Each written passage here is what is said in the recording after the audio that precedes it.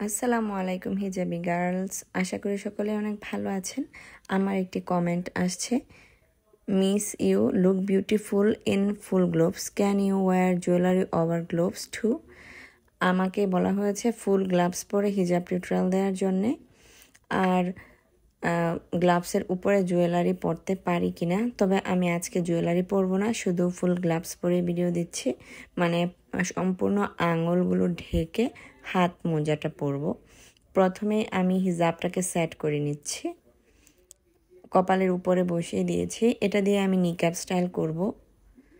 এখন হিজাবের যে লম্বা পার্টটা রয়েছে সেটাকে এভাবে খাটো পার্টের নিচে দিয়ে ঘুরিয়ে অপর পাশে নিয়ে চলে যাব এবং একটা পিন দিয়ে ভালোভাবে আটকে দিচ্ছি। আপনারাও চাইলে আমাকে কমেন্ট করতে পারেন কেমন হিজাব বা নিকাব টিউটোরিয়াল দেখতে চান, বা কার মতো হিজাব নিকাব টিউটোরিয়াল দেখতে চান। আমি রিক্রিয়েট করার চেষ্টা করব। আমার রিক্রিয়েশন ভিডিও কিন্তু খুবই ভালো লাগে। এর আগে আমি মুস্তারিনের হিজাব স্টাইল রিক্রিয়েট করেছিলাম, সেখানেও বেশ ভালো ভিউজ হয়েছিল আমার। যাই হোক, আমার সাবস্ক্রাইবার ফলোয়াররা সবাই কিন্তু আমাকে অনেক অনেক ভালোবাসে। আপনাদের সবাইকে অনেক ধন্যবাদ আমার পাশে থাকার জন্যে। আমি এতগুলো সাবস্ক্রাইবার পেয়েছি শুধুমাত্র আপনাদের ভালোবাসায়। এখন আমি এই যে আমার হিজাবের যে খাটো পাটটা রয়েছে এটাকে এক পাশে পিন দিয়ে আটকে দিচ্ছি, মানে নিকাব হিসেবে এটাকে আমি এখন পরে নিব। এখন এটাকে অপর পাশেও আরেকটা পিন দিয়ে আমি ভালোভাবে সেট করে দিচ্ছি।